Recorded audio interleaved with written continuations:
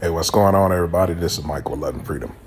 Here, what I'm showing you guys is a great organization that I once was part of at Jackson State University, the Sonic Boom of the South.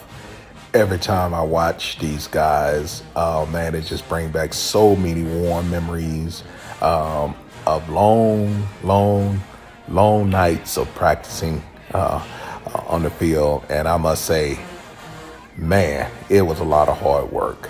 But I'm proud to say that I once was part of this great organization. And I just want to say, Sonny Boom of the South, keep doing your thing. I love the boom.